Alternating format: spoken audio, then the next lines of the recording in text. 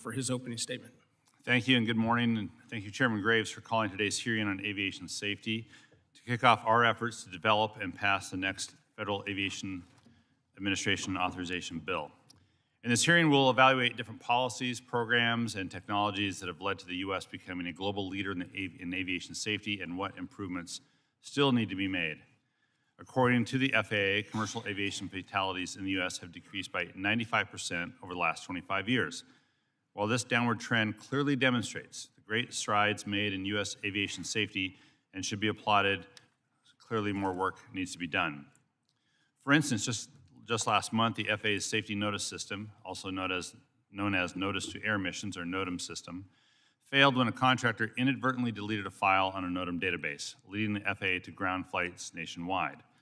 Though the outage was initially caused by human error, the system's lack of redundancies and outdated technology were what allowed it to happen in the first place.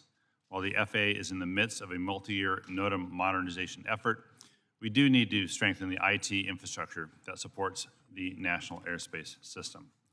That's why I, along with Chairman Graves, supported the recent passage of a Representative Stauber and DeSaulnier's NOTAM Improvement Act to create a task force to evaluate and recommend improvements to the NOTAM system.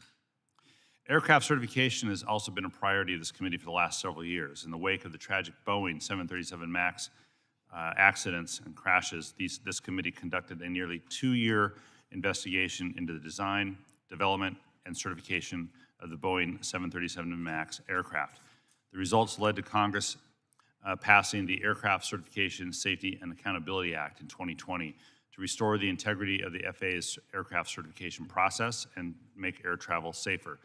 I look forward to hearing from FAA Acting Associate Administrator for Aviation Safety, Dave Bolter, on the status of these key reforms, the agency's progress, and any reasons for delay. Also of particular interest is how the new airspace entrants, such as advanced air mobility aircraft and drones, will integrate safely into the NAS. Manufacturers and operators need timely guidance and regulatory certainty from the FAA to plan for and meet the agency's new certification and operating requirements. And finally, on aviation safety issues are not limited to just the FAA. It requires multiple industries and agencies to coordinate. For instance, just a year ago, the nationwide deployment of 5G wireless rightfully raised aviation safety concerns over potential interference with aircraft radio altimeters. Due to the actions of this committee, the FAA, and aviation stakeholders, the telecoms finally came to the table and coordinated with the FAA, the NTIA, and the FCC to develop a plan allowing for the deployment of 5G while maintaining aviation safety. A little later, I will distribute the actual meanings of those acronyms, but to save time, I won't read them out loud here. In fact, the FAA is briefing this committee on its 5G efforts later today. The best way to address these and other critical aviation safety issues is through a bipartisan, long-term FAA reauthorization bill. The 2018 bill or law was the first significant multi-year authorization since 2012 and the first 5-year authorization since 1982. And according to the FAA, the signing of that long-term bill freed the agency from uncertainty of more short-term extensions and authorized the reliable, predictable funding that the FAA needed to invest in critical priorities. So I look forward to working with Chairman Graves and the members of this committee to ensure the FAA has the necessary funding and long-term certainty it needs. And I'm glad to see the witnesses that we have today. I look forward to the testimony from all the witnesses.